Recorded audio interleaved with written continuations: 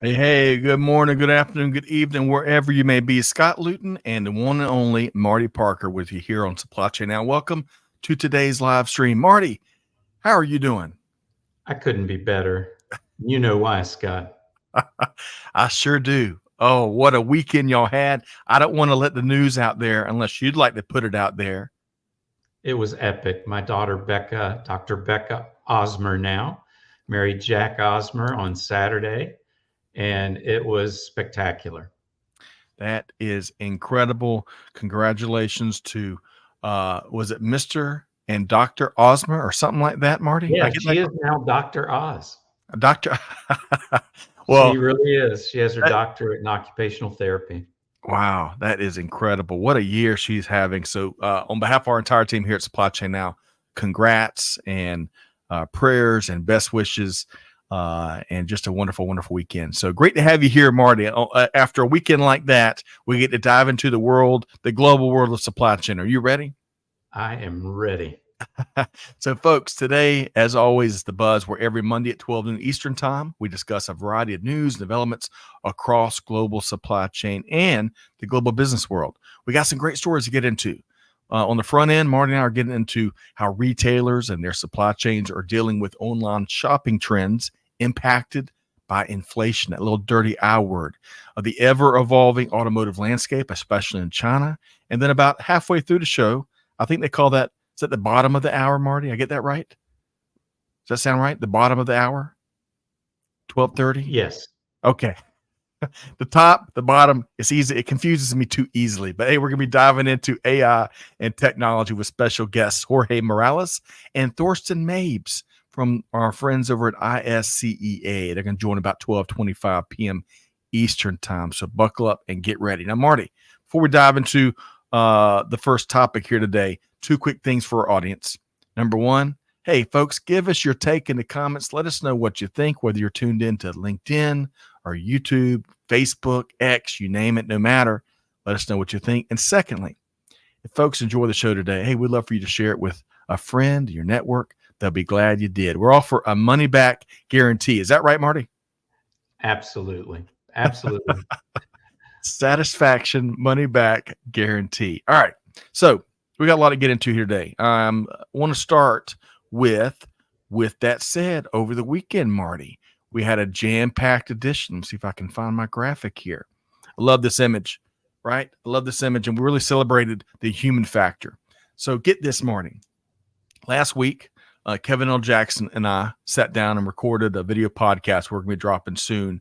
And it featured a couple business leaders from the Estee Lauder companies, including Kiera Ladani, who I quoted as saying, quote, the most important thing is taking the time to explain that there is no AI power without human power, end quote. Marty, respond to that, man. That got me right here. And I was saying hallelujah, and we almost had to stop and take a moment. But Marty, that's an important thing for us to pass along to everyone out there, huh? Agree 100%. If you don't have great leaders and great relationships with your teams, it doesn't matter what systems you have, AI, ERPs, it doesn't matter. That's You right. need to have great leaders that are working with great people. That is right. That is right. So, y'all folks, stay tuned. We got that great episode coming up soon. We also touched on International Women in Engineering Day, which is June 23rd, yesterday, each and every year. We touched on how big tech is turning to big solar to power tons of new data centers. How about this, Marty? Solar power is projected to make up 58% of all new electricity generation here in the U.S. in 2024. You got your solar panels on top of your house yet, Marty? No, I don't, but I definitely need to do that. And the technology just keeps getting better and better and less and less expensive. So I really need to consider that soon. Yes, and I think the technology to convert it into the energy grid is getting more and more efficient, which of course is important. But folks, almost every week, because it's our almost weekly newsletter, we give ourselves a little wiggle room there. Check out With That Said for more news, views, resources, and our live programming for the week ahead. I'll check that out. We're dropping a link to that in the chat right here. So you're one click away from checking out the latest edition and becoming one of, let's see what number is, one of 25,049 subscribers. So y'all check that out. Okay, Marty, we got a lot to get into here. We got two stories, and then we're going to welcome in our friends Jorge and Thorsten. And we're going to be talking a lot about AI and technology and supply chain leadership, especially in the second half. But let's dive into the news first. How's that sound, Marty? Absolutely. Let's do it. All right, let's do it. Let's talk about e-commerce first, right? In particular, this interesting article via our friends at Retail Dive, which focuses on recent consumer research. And hey, I love this because we're all consumers, right? And we all learn so much, even as supply chain practitioners, about commerce, e-commerce, mobile commerce, you name it, because we're all consumers. So Forder and Talker Research collaborated on a recent survey that focused on consumer behaviors, which included about 2,000 responses, Marty, in May 2024 from across the U.S. Now, stop me if this shocks anyone. Almost 90% of respondents said their cost of living went up over the last 5 years. Marty, any idea where the other 10% are living in the folks that they polled? Any idea there, Marty? Underground, maybe? I'm not sure. All right. So because of those higher prices, about 61% of the participants said they had made adjustments in their online shopping habits. Now, the top category for online purchases was groceries. That would not have been the same answer probably 2 or 3 years ago. So groceries, followed by clothing, and then home goods. 25% of all respondents are using Buy Now, Pay Later, BNPL, newer acronym, which is continuing to gain more and more. More and more folks are embracing it out there. I'll tell you, every purchase like over $50 that we do, there's this little option that pops up in our statement so you can click and spread the payments. Are you seeing the same thing, Marty? Yes, you see it all the time, all these offers that pop up, just about anything you buy now. I'll tell you, everybody's in the financing business. Okay, so also back to the survey, what's old is new again. The survey shows that consumers are still swayed by, quote, because I'm not going to call it free shipping, but they're swayed by free shipping and affordable prices, right, since the beginning of time. Now, did you know Temu, the Chinese e-commerce giant, is now touting 51 million monthly U.S. users. Now, put that in perspective. Amazon has about 67 million monthly users. So Temu is offering low prices, of course, enabled by low production costs in China they're taking advantage of, and a direct-to-consumer shipping strategy to stay below that $800 threshold here to the States where they can avoid customs duties. So if you see any urging to bring that order in at $799 versus $802, that might be why. All right, a couple more thoughts here, and we'll get Marty's take. Back to the survey, about 50% of the respondents said they had given more thought to reselling some of the popular items they had purchased, taking advantage of the ever-growing re-economy, right? Some data says this circular economy, reused, remanufactured, recycled, you name it, is going to reach $1.3 trillion by 2030. $1.3 trillion. Wow. When it comes to grocery shopping, consumers are turning more to affordable private brands to save those valuable dollars. A separate survey found that about double the amount of consumers bought cheaper private label brands versus name brands. So, Marty, all of that, right? Shifting ground. Your thoughts? So one, we adjust habits. I love Aldi. I love Lidl. Kroger has done a lot of price matching. And so adjusting our habits accordingly. But I would also say we need to look at the long-term quality of the things we buy as well. My kids have gotten me into Lulu's, Lululemon. And the idea is that the item lasts forever, So just buying cheap to adjust for inflation sometimes can be a mistake.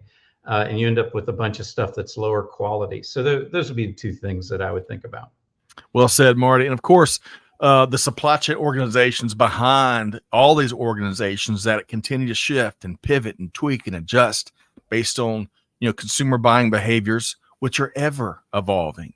There's some larger behaviors that I'll call more macro behaviors, such as the shipping perks, right? And then there's some other things that tend to be a bit more tactical and a bit more trendy that will evolve over time. And I'll just say, Marty, you mentioned Kroger. It is fascinating. We're regular we're in Kroger probably 3 times a week, Marty. They got a mega center right down the road from us. And it's one of those, Marty, where they experiment with some of their new offerings. For example, I walked in the other day. They have got here in Georgia, this is largely not, you won't find this many places. They've got 8 new video poker machines in the middle of this grocery store, Marty. And I guess they're just testing to see if folks want to walk in and get some milk and eggs and try to hit a full house. I don't know, Marty. So have you seen that in your local Kroger? I haven't seen that, but I do have a kiosk where I renew my tags in Cobb County, and Yep. they have all kinds of additional services. And Kroger's always impressed me by adjusting. Yeah. As a supply chain guy, I can tell you the price of everything in every store, right? Because I'm cheap and I know what it is. And I was amazed to watch as Aldi and Lidl came along, Kroger would match their main brand prices right out of the gate. So, they really have done a good job of adjusting. Yeah, I completely agree. We've seen them build their fleets so Kroger can more and more deliver groceries now.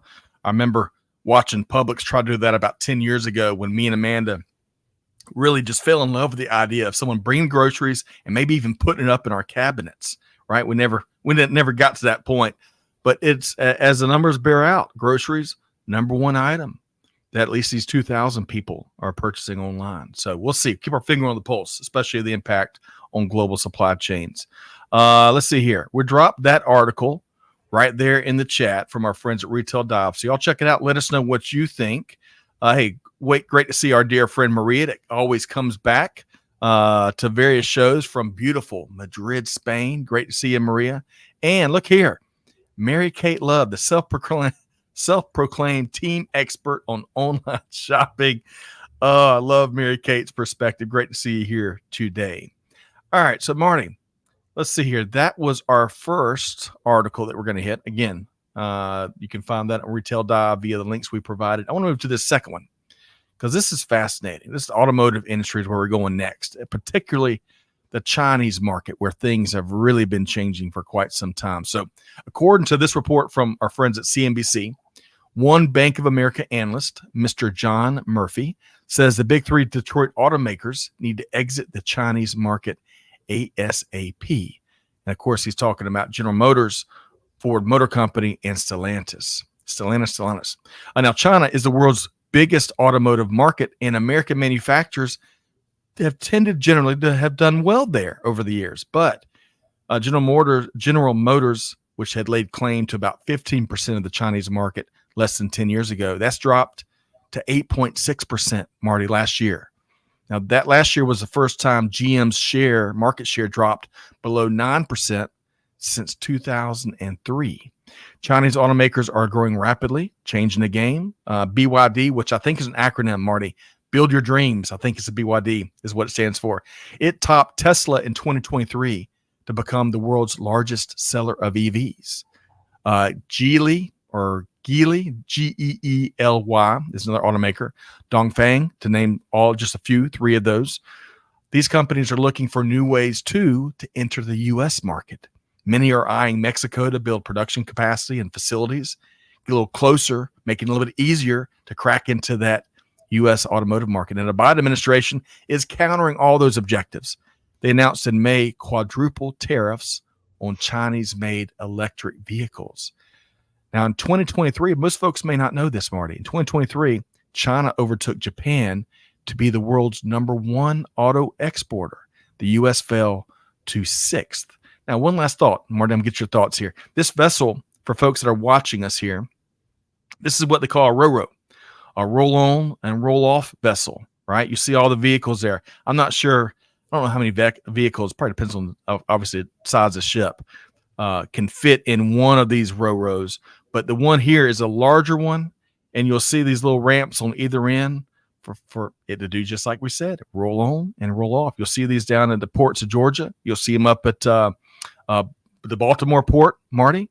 In fact, the RoRo volume up there had even picked up in light of what we've seen in the bridge tragedy this year. But Marty, when you think of what's going on in the automotive industry, what are your thoughts? Well, first I had a picture of Fast and Furious going onto a row, which just got me all excited. I think it would be a great scene and bring supply chain even into that franchise. But That's right. I'm going to strongly disagree with that analyst. Mm. I believe that competition is always good. When the Japanese brought cars in the United States and we were losing market share, um, American companies responded and made better products. And American quality, American ingenuity is valued around the world. There will always be a market. It might be a smaller market, it might be a niche market, but people will buy American cars, and we will get better at making them because of that competition. Mm. I love that, and I love that you disagreed with the analyst that is certainly hitting headlines around business news. And I tend to, I think it, whether it's an American focus or a general focus, I think to your point, the better they can listen and put their finger on the pulse of what customers in any region of the world, what they want, what they're willing to spend their dollars on, right? They start doing that. And then secondly, to your point, they're really efficient when it comes to how we make stuff, how we ship stuff. How can we be much more competitive? For example, Tesla. If you look at the difference, I think either this article or another one I was reading, if you look at Tesla and then the other big three automakers, their approach to EV, I think Tesla has like a $13,000 gap in terms of how they're able to control their costs versus the big three when it comes to EV vehicles. That is, imagine what that does for Tesla. Or maybe in the case of BYD, which now has jumped over Tesla, but regardless, moving into markets like Mexico, right, and taking advantage of one of the most unique trading regions in all the world, Canada, U.S., and Mexico. But I tend to agree with you, Marty, and it'll be interesting to see. First off, they're not going to follow that analyst's piece of advice, right? They're not. I'm sure they're not dialed into Mr. John Murphy. Oh, wait a sec, Mr. Murphy said, "Okay, all right, we'll do by the end of the week." They are watching supply chain now, and they're going to take our advice.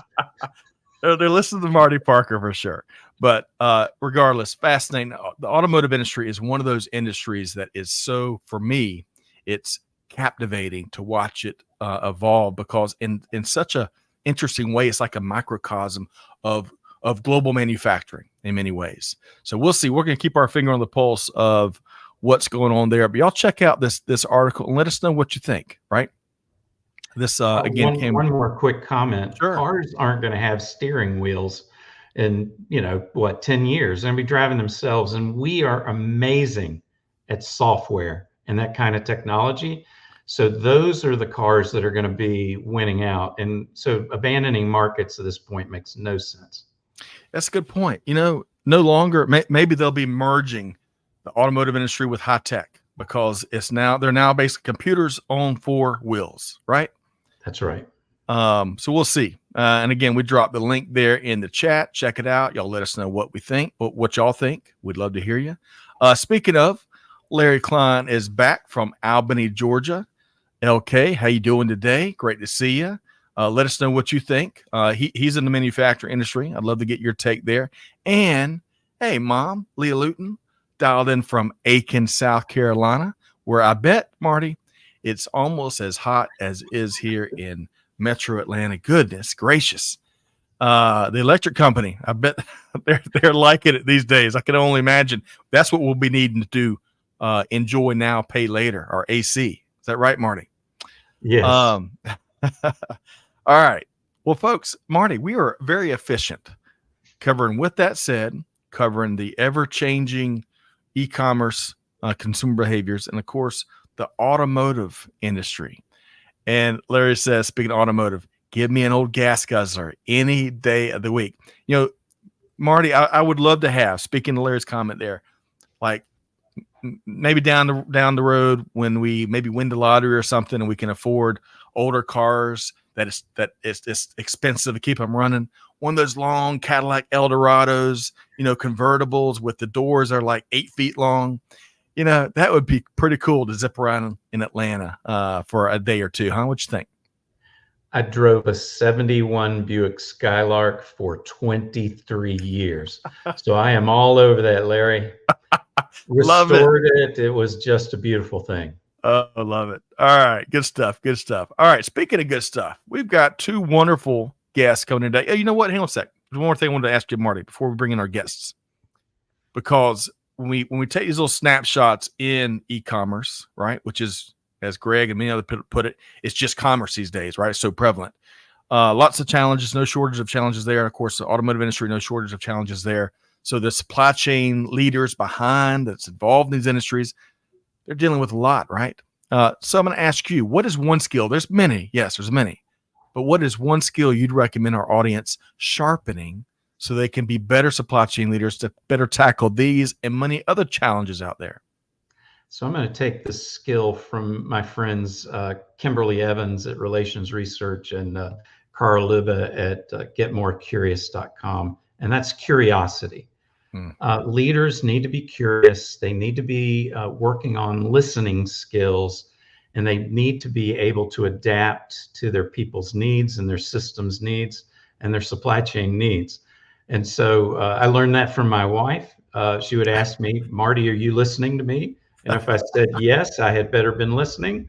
If I said no, I was in big trouble. So being curious and great listening with great listening skills, I think, is what we need today. Yes, Marty. Yes. Voice of the customer came to my mind as you were sharing that. Folks, do some Googling, see what that means in your neck of the woods or as it applies to what you do. There's a formal part of that when folks say voice of the customer. And then there's a very informal, meaning kind of what Marty's talking about. Be curious, lean in, ask questions, know the market, know the customer, right? Otherwise, you'll be making stuff in the blind and you won't know if it's going to sell or not, right? So do your homework and be curious. That's a great point there, Marty. All right. So with all of that said, we have got some wonderful guests joining us here today. As much as I've enjoyed the first half of the buzz here today, folks, stay tuned for the second half. It's going to be rock and roll. Together, our guests bring several decades of global supply chain leadership and experience to the table. I want to welcome in Jorge Morales, Global COO with the International Supply Chain Education Alliance, and Thorsten Mebs, Director, Strategic Partnerships for Central and Eastern Europe, also with the ISCEA.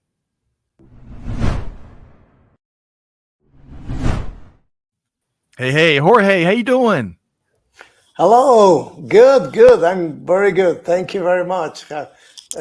Very happy to be here with your audience and with all of you, with Marty and Thorsten. Thank you very much for allowing us to be here. Definitely, welcome back. You hit a home run last time, and this time you're bringing another rock star out in the industry. Thorsten, great to have you here today. How you doing? I'm great. Thank you very much. So it's an intercontinental meeting from Frankfurt, Germany in Europe. So it is. And you know what? That's the best type of meeting, Marty, because it is a global game. It's a global supply chain family. And that's how we've got to innovate together and tackle these challenges together and educate all generations together. Marty, I'm excited for this conversation, huh? Yeah, thrilled. As you know, I've been to Germany probably 50 times and helped start a business in South America. So thrilled to learn from these two leaders.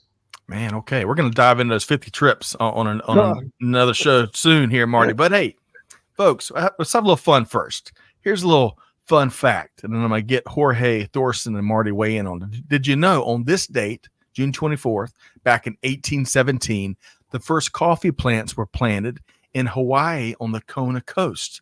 Now, a lot of folks have heard of that delicious Kona coffee that I know we rely on every single day to get going. And coffee consumption continues to grow worldwide. So I'm going to ask each of y'all as we celebrate that little fun, historical fun fact here today. How do you drink your coffee? And Jorge, I think you've got a cup there if I'm spying that right. How do you drink your coffee? Cheers. So yeah, I drink my coffee black, plain black. And I love coffee because my wife is from Colombia. Okay.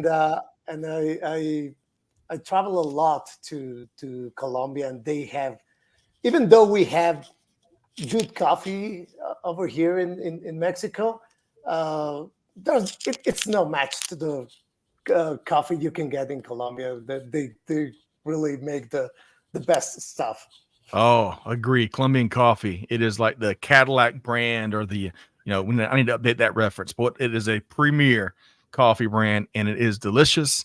Thorsten, I need to go run and grab me another coffee. And Jorge's making me thirsty for another cup of coffee. How do you drink your coffee, Thorsten? I prefer cappuccino. So, okay. And we have a local brand here in Frankfurt where they are getting the beans burned and then diluted. It's a Maya blend, and then coming from Latin America, and then I put that on the espresso cans on the oven, and then I do it myself, and then mix the milk and get it there. Okay. Sounds delicious. We'll have to share a cup of cappuccino at some point soon, huh? Yeah, indeed. Virtual, but maybe sooner or later in person in Georgia or. I struggle to make plain coffee, much less cappuccino. I had Marty. I was in a bartender, worked in restaurants throughout college, and I could never figure out that daggum cappuccino machine to save my life. But we got Thorsten here; he can help us out. Marty, how do you drink your coffee, my friend? So I make lattes. I have a Nespresso, and I add flavors and froth the milk and all of that. And frankly, all those trips to Germany got addicted to cappuccinos and lattes, and then in Latin America as well. Espresso is the way to go. Espresso. No, well, all that sounds wonderful, and we'll have to dive in and share good supply chain stuff over a nice cup of coffee, maybe spiked with a little something, depending on the day or the time of the day.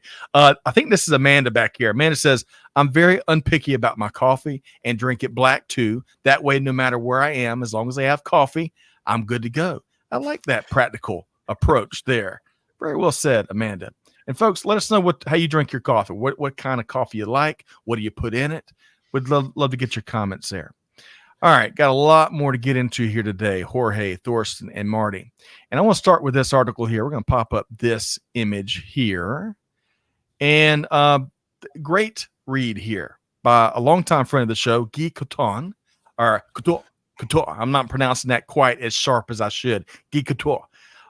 This comes to us via Forbes. Now, Guy says, what's our AI strategy? Well, that's the wrong question for supply chain leaders to ask. Instead, Guy says, hey, let's stick to broader operational goals and objectives and then identify the appropriate tools and strategies to accomplish them. AI isn't a panacea, and some companies aren't willing to put in the challenging groundwork that makes AI initiatives successful. Now, sure, as Guy and also Gartner point out, successful supply chain organizations are using AI and machine learning to grow that gap between them and their lower performing competitors. But still, AI is just a tool, one of many technology tools that we have at our disposal in our 2024 tool belt. Now, that was a very brief summary of a very full article. And folks, we'd encourage you, go check out the original read from our friend Guy Couture via Forbes. Check it out. But I want to go around the horn here and get y'all's take on some of the main ideas that Guy was putting out there. And Jorge, I want to start with you. Your thoughts? Yeah, I agree with the article that AI adoption is not a strategy in itself. So it's very important that in order to be successful, you need to address your organization's constraints first, and then understand how AI can help you. I think you need to look at things there are two sides of the coin. On one side, you need to understand what's available out there, what AI can do for your organization. So that's important. But you also need to understand your constraints and what are the processes that AI can improve, can streamline, can make better in order to get this fit, this match between technology and your needs. Yes. And as Guy points out, I'm coming to you next, Thorsten. As Guy points out, folks, y'all check out the read. There's lots of organizations, lots of leaders that have seen AIs moving the mountains, and they're going to take AI and they go hunting. They're going to put it on every problem, right? And they're going to burn their workforce out in many ways by doing that. Thorsten, in the pre-show, I loved your emphasis. We were kind of talking through some of the articles we're going to mention, and your emphasis you placed on the critically important groundwork as you prepare to leverage AI on the right problems, on the right objectives. Your thoughts, though, in terms of the overall main theme that Guy was putting out there, Thorsten. Yeah, thank you. I fully agree with the point when he's coming to the end of the article. That is what I would put first, to say, what are the prerequisites? What is the purpose of the company? What is the need of your supply chain? What is the supply chain strategy? And where can you incorporate AI to support doing the right things in the right way? Thinking about the fundamental logistics principles, the right thing at the right time, at the right cost. And that is gone through planning, and AI can help a lot here, especially the larger the enterprise is. And that is what I think and feel. It's quite simple how to embed AI and not just to put AI first for the sake of AI, like he says. I fully agree with that. Yes. And Thorsten, beyond your great work you're doing with ISCEA, educating folks out there at all levels, you're also real active and I'm sure really busy when it comes to consulting with Tata Consultancy, I believe. So you're seeing organizations as they look to try to embrace AI successfully, right? You're seeing it every day. Yes and no. Also, in that area what I'm working in, we are looking from a design perspective. We're asking the customers, what's your problem statement?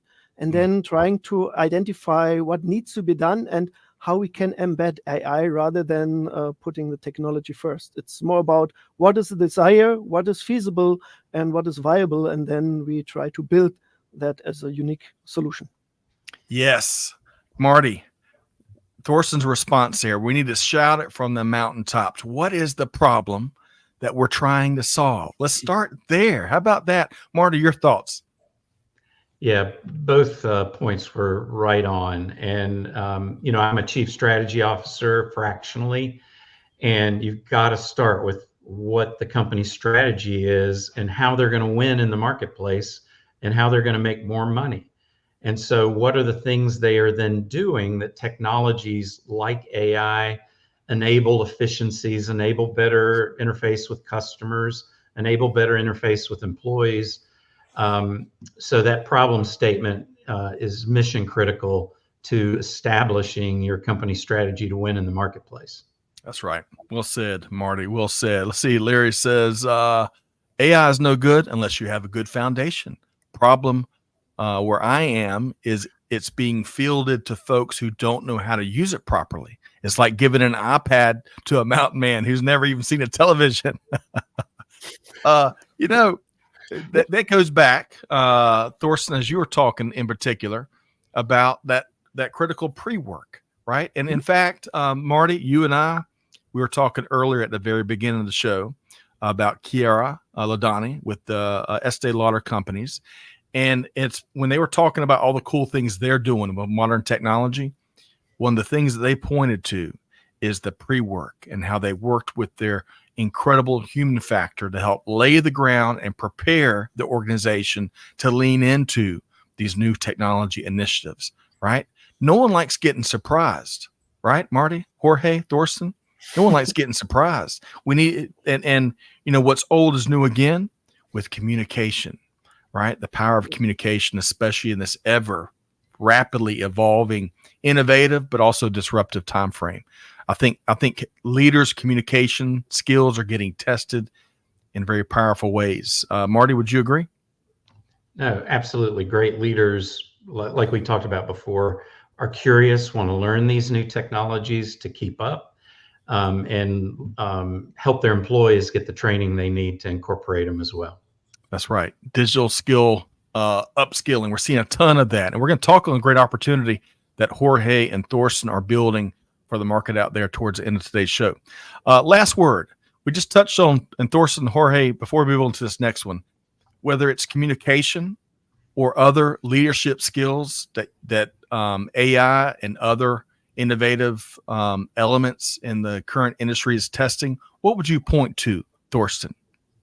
Yeah, communication is a main key, but also basic leadership skills like giving trust to the people, listen and say, okay, I trust in your expertise. If not, they can come in the supply chain to ISCEA, for example. But it's about trusting the people and say, yeah, they are here. Nobody wants not to be overseen. So I trust in you and let's do it. So they just need to be trusted. And that is where people starts moving. So trust Yes. is an important element.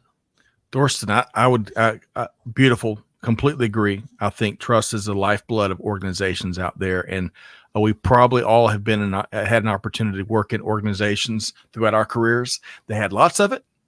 And then I know I've worked in organizations throughout my careers that had none. And the cultures are very stark in their differences.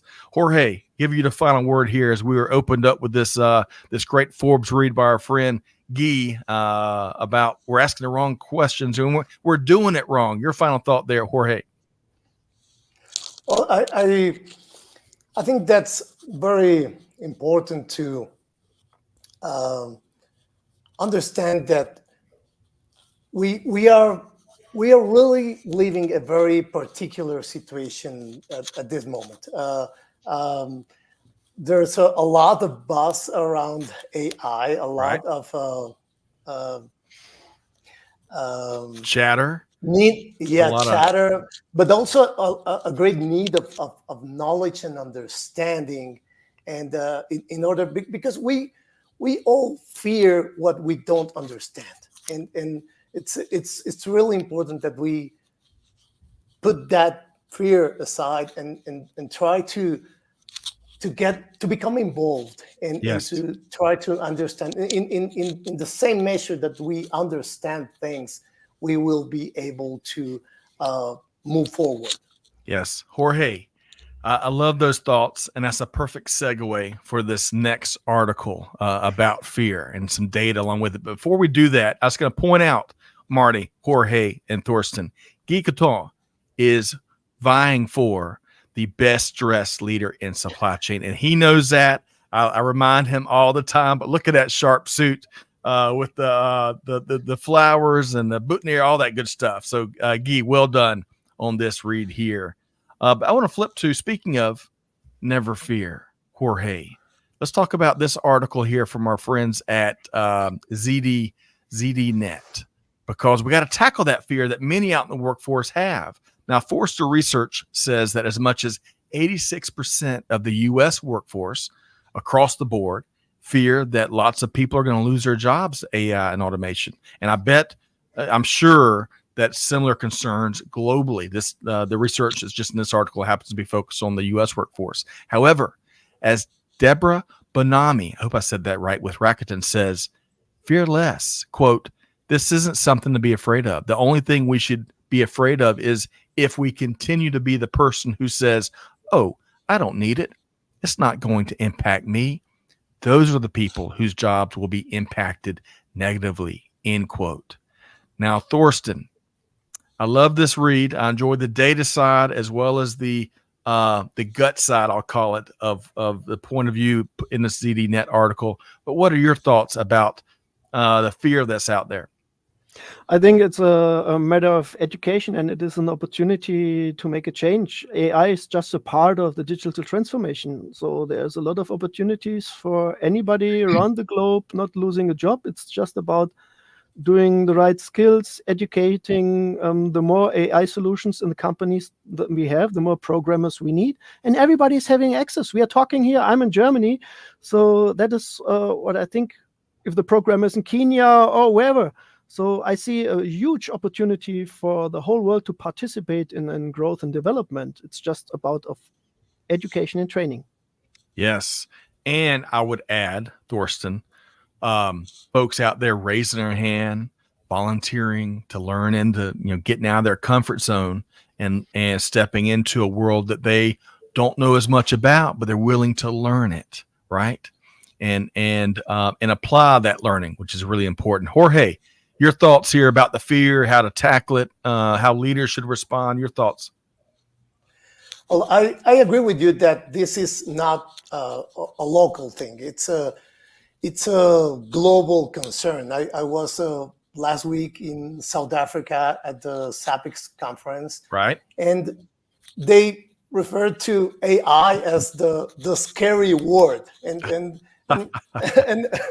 and I understand that it might seem like a scary word right now, but I agree with the with Deborah, the writer of the article, that it's Yes. not something to be afraid of. If, you're not going to lose your job to AI, but you need to learn how to use AI. Otherwise, you will lose your job to someone using AI. So Sure. it's better if you understand it and embrace it and harness its power. That's right. And Marty, frank communication and transparency is really important as we go through these incredible times we're living in. And I'll be the first to tell you, some jobs will certainly be eliminated with modern technology out there. However, the people in those jobs, again, going back to the good news here, if you lean in, you're willing, you volunteer, you learn new skills, you find new ways of bringing value to the organization and its mission, its objective, its strategy, all kinds of windows and doors of opportunity will be open. But if you sit back and do what was that, Deborah Bonomi, I think I got that right, and just build this false reality, unfortunately, you will probably, or at least your chances of getting impacted will be greater. Your thoughts, Marty? So, I teach about this, and I know you love history. Go back and read about how terrified people were of automobiles. Cars were going to kill everybody. We had to stick with horses. And then as far as jobs are concerned, I'm old enough, I know I don't look it, to know elevator operators, people that sat in elevators and pushed the buttons for you. And so we can't be scared of that, because economists say, look, if there are lost jobs, they'll go from unproductive activities to productive activities. Right. And so all of this is going to make us better as a society, like cars and like, automating elevators and self-service gas pumps, all of these terrifying technologies we've had over the years. And I get that AI is on a new level because of the generative AI, and we have to think about the ethical concerns there and regulate it. But as far as the fear is concerned, I think we need to learn from history. Yes. Oh, so much good stuff there. 2 quick comments. We could have a whole couple more hours, Thorsten, Jorge, and Marty, on this topic. But one, I think if we listen to some in those days gone past that you're kind of pointing at, Marty, with the rise of automotive, some of us were telling the rest of industry, we don't need these newfangled automobiles. We just need faster horses and buggies. I want to say there's a Ford quote somewhere around that. And then secondly, hey, business leaders out there, you bear a big burden as well. I know we're talking to the people, right? We're challenging the people to learn new things, but business leaders, hey, you got to find new ways and effective ways of upskilling your current workforce, right? Equipping them with what they need to do to be more successful as you bring on more technology, innovative technology in this disruptive time. Thorsten, I'm going to give you the last word. We got this really cool event we're going to talk about here in just a minute. But I think this fear that exists, all of us are pointing to across the globe, is such an important time, again, for leadership and a big responsibility that it has. Your final thought, Thorsten? Yeah, it's kind of, again, coming back to the topic of trust and trying to de-risk. And for anybody who's listening now, the way we are operating in the department I am in, it's based on the philosophy and the approach of Clayton Christensen. You, as in the US, may know about his Harvard professor, Innovator's Dilemma, or the small book, How Will You Measure Your Life? It's always the same. The steamship were invented and they wanted still to sail, and it brought growth and new jobs and so on. I think the same is with AI. If we embrace change, then that is something we can do here. Also, and that's how we need to think and work. And it's just about finding the right leaders to build that story, and they're doing small things, and then you can scale it up. Maybe not the big deal, but trying to get familiar with it. Yes, that's right. And you want to add one more thing, Marty and Thorsten made me think of, folks. You look at any economist out there, any data set out there, the jobs that are created, like any past technology revolution, the jobs that are created are going to far outweigh the jobs that do happen to be eliminated. So, folks, lean into that. Jorge, your final thought about this fear out there? I think it's the best thing. Anyone that's not a data scientist or a computer scientist or someone who is really into. You're talking AI about me, Jorge. You're talking about me, right? Yeah, it's so all of us mere mortals who have seen these developments from the outside. What we need to understand is that we don't need to become a data scientist. We don't need to become an AI expert, right, in order to be able to harness its power. It's like you mentioned cars as an analogy, and it's like a race car driver. They do amazing things with cars, and they don't need to understand what's under the hood and how all that engineering was done. So we need to understand how to use it, Yes. And I think that would be my recommendation. Excellent point, Jorge. And I loved your car analogy. I'll tell you, the good old car analogy, Marty, it keeps on giving and giving and giving, right? Because you don't need, I don't know. As Jorge was sharing that, Marty, it made me just think there is so much place in this world for non-technologists, non-data scientists, non-AI experts, but we just need to become more aware and a little more educated. Not to put it too simply, but Marty, I'll give you the last word before we talk about this event. Yeah, and what I see, folks that are older like me, we have kind of the way we've done it, the way we think about it. My students aren't afraid of it, and they're diving into it and learning it. And so, we have to think back to when we were more curious and more able to accept change and accept new things. And great leaders do that throughout their careers. Well said. Well said, Marty. All right. Well, that's another great segue, because we have an outstanding education and networking and learning opportunity that we want to talk about. I'm going to pop this graphic up here because it's backed by popular demand, folks. Big event coming up in October, Supply Chain Technology Conference and Expo, aka SC Tech 2024, powered by our friends Jorge, Thorsten, and the folks at ISCEA. So today, Jorge, I think we want to really dial it in on the virtual program, which runs from October 7th to the 10th. And folks, we're dropping links there in the chat. You can see there if you want to learn more about this and how to attend, sctechshow.com. You check that out. Jorge, why should folks check out this popular show that seems like it's grown every single year, especially from a virtual programming perspective? Yeah, it's been a very interesting journey for us at ISCEA because this event used to be an in-person event, an event focused on supply chain technology. This year, the theme is facing supply chain challenges in the AI age. But we used to have that as an in-person event because this is the 9th edition of SC Tech. And I think Thorsten should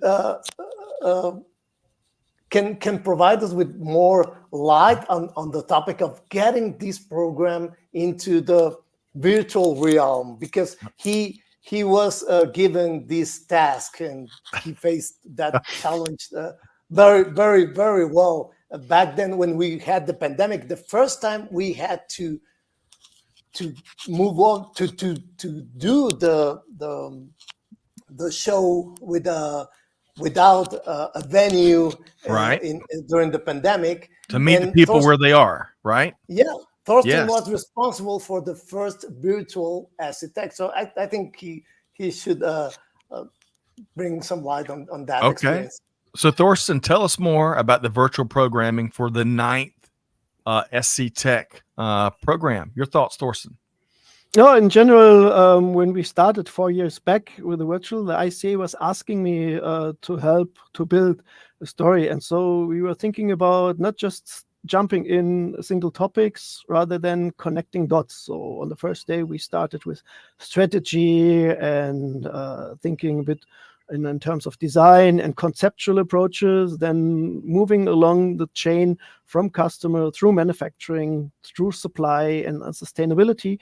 Each day you have a different topic. You can listen and learn, and then bringing together the experts on that specific topics and not just mixing up. And we also didn't want to have those kind of company promotions. Everybody's great in supply chain, but in reality they are not. And we were really reinventing that in a certain way, and brought also different folks from different backgrounds within the supply chain, and had some new ways of running the panels and different discussions. So similarly, like you do it here, we had small presentations, and then the discussion, we came back to the presentation, discussed with the panels, then go back, next presentation, then had the discussion, and then it was condensing, piling up, or even growing. So that was a fundamental change we took here, and ISCEA was open to that, and that is also a question of open thinking in terms of education. Yeah, I love it. And this year we have a really great lineup, because we have many speakers from big tech companies like IBM, Coupa, SAP. We have Logility, but what we're doing is we're bringing these technology experts, providing insight to supply chain professionals on how to implement what are the hurdles and the best practices to implement AI in supply chain processes. Well, so it sounds like a great time, Jorge and Thorsten, an invaluable way to spend the time, Marty. And Marty, I know that I think there's a lot of kindred spirits between the four of us here, because I think we all in our actions demonstrate the value of continuously learning and providing education opportunities. You know, that you can never stop learning. And when you think you know it all, I would challenge you, keep learning. Marty, what are you hearing here, especially with the ease of connecting virtually with supply chain folks around the world? No, you got to do it. We all have to be continuous learners. It sounds like some of the best companies in the world at this, and some of the best experts. And I'd strongly encourage you to do that, to keep learning. That's right. Well, you know what, folks? But wait, there's more, and there is more. Jorge, we have partnered together to make it really easy. Look at these two folks here. This was Cape Town in 2023, and I had a chance to connect with Jorge there. We've worked together to create, I think, a dozen or so scholarships for folks that it might be a little bit tighter, you know, any kind of additional fee. And I think we've got a dozen of these. We still have a couple available, Jorge, for folks like veterans, students out there, maybe unemployed young professionals. And it's just as simple as going to the website, sctechshow.com. You scroll down, and I think the scholarship where they can tell us your story for folks that are interested in the scholarship. It's in the kind of the lower right-hand corner, and shoot an email and they'll be in the running. Is that right? How it works, Jorge?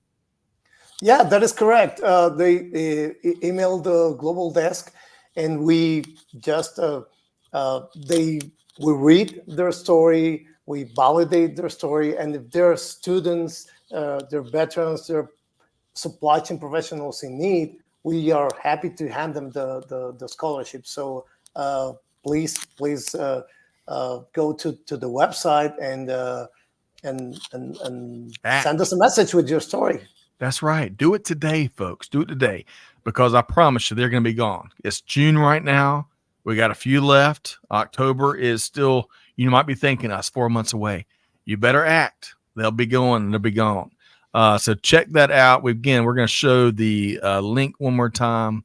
We've got all the dates there. You see the virtual program, October 7th through the 10th. You got an executive program that Jorge spoke about last time he joined us on the Buzz. sctechshow.com. It's just that easy. And as Larry Klein says, if you're the smartest person in the room, you're in the wrong room. I love that, Larry. That's never been a challenge for me. So I'm always must be in the right room. All right. So Jorge and Thorsten, I wish we had some more extra time with you, but let's make sure folks know how to connect with you before we let you go. Jorge, how can folks track you down? Please contact me through LinkedIn. You can find me on LinkedIn, and also you can email me at Jorge, or that would be georgiam@iscea.com. But that link on LinkedIn, that might be the faster way to reach me. Wonderful. And we dropped that in the chat. Folks, you're one click away from doing that. Thorsten, how can folks track you down? Just go in LinkedIn. Thorsten Mebs is unique. If you don't have the link, you will find my name. That's right. That's right. And it's a pleasure, Thorsten. You and I connected about 4 years ago when I think you're working on the 5th one at the time. And the journey and the mission continues. I really admire what you and Jorge and the whole ISCEA team is doing to help folks get educated, get connected, and do better. All right, because the industry, that never stops. And maybe just a small comment, and take away fear from AI. If we go back to the article, that is also what we're focusing here. So anybody who's joining might get a feeling for, I don't need to be a programmer, but I need to understand the backgrounds of supply chain and can start steering the things. Well said. Well said. We're going to leave it there. Thank you so much, Jorge Morales and Thorsten Mebs with ISCEA. Looking forward to the most successful 9th edition of the SC Tech 2024. We will see you both again really soon. Thank you. You bet. All right, Marty, good stuff there. I really wish we had some more time. And the good thing is, folks, they'll be diving in. You know, we had 25 minutes with Jorge and Thorsten. They're going to be diving into those topics, especially with, as you pointed out, Marty, leaders that get it, are doing big things, and are they're tackling some of the pushback, some of the challenges that's always associated with leveraging, you know, ever evolving, innovative technology. So a lot of good conversations coming up in October. But Marty, we've had a jam-packed show here today. So whether it's a latter half, right, our conversation with Thorsten and Jorge, or going way back to the first half of the show, what is one key takeaway, just one, that you would point out to our audience out there? So I asked my friends at ChatGPT what the best takeaways would be for leaders implementing AI. And number one was business strategy alignment, followed closely by data strategy and quality, and talent, skills, and development. Doesn't that sound exactly like the 3 things we've been talking about today? So, you know, why not use the resource that's right there? I do, even as a professor. And it really enhances and helps me think about things that I hadn't considered. And it's an amazing tool. Yes, Marty, excellent points. And I love your approach there. And that just reminds me, I'm going to botch this saying, but it's something like a problem well defined is half solved, right? And that was another big theme throughout the conversation of starting with why, starting with what customers want, starting with what the problem is, right? We start there, things tend to fall in place at least a little bit easier and more successfully. And if you lean in, like Marty's suggesting, I think basic Chat GPT, I think the basic edition's free, right, Marty? It is. That was the one I used. I framed the question a bunch of different ways and got the same answer in different ways, but it was incredibly helpful to prepare today. For any portion of our audience, and folks, y'all know we have the smartest audience in all of supply chain media, but if you haven't given a go at ChatGPT or many other AI platforms, hey, sign up for free, mess around with it, get a little more comfortable. It'll help you find out some new ways you can apply it. And the other thought I had is, you know, a lot of times what I love to do when you start from scratch any problem can be a little more challenging. But when you throw things out on the wall and you see themes start to emerge and kind of then all of a sudden you've got a head start to whatever you're trying to solve, that's where some of these platforms can really help as well. Marty, we loved your comments here today. Loved our conversation here today. I also love your all the good stuff you put out there across social. Beyond your work at UGA, you're a fellow founder, entrepreneur, helping organizations find more success. How can folks connect with you, Marty? Crazy easy. Google Marty Parker UGA. Find me on LinkedIn or on all the platforms. I'm at Supply Chain Dog, DAWG, X, Twitter, YouTube, and Instagram. You can follow me in all those. Love it. Love it. Do that. The dog, of course, is a tip of the hat to University of Georgia, the dogs. DAWG. Go Dogs. All right, folks, connect with Marty, connect with our guests, Jorge and Thorsten, great people. I tell you, we just skimmed the tip of the iceberg here today. Make sure you learn more about SC Tech 2024. You can go to sctechshow.com to learn more about that. We also drop Marty's LinkedIn right there. We try to make it really easy for folks out there tuned in to connect. But here's the deal, folks. Now the challenge lies with you. Right? Because Marty and Jorge and Thorsten, we can share the best perspective that you'll ever hear today. But if you out there in the audience don't do anything with it, then what gains have we really made? So the onus is on you. Take one thing that Marty, Jorge, Thorsten, you name it, some of the comments shared here today, put it into action, right? Never stop learning. Lean into those uncomfort zones that you may have. There's a place for everybody out there, especially those blessed are the volunteers and blessed are those that are willing to learn new things. Act on that. But whatever you do, Scott Luton and the whole team here at Supply Chain Now challenging you to do good, to give forward, and to be the change. And we'll see you next time right back here at Supply Chain Now. Thanks, everybody.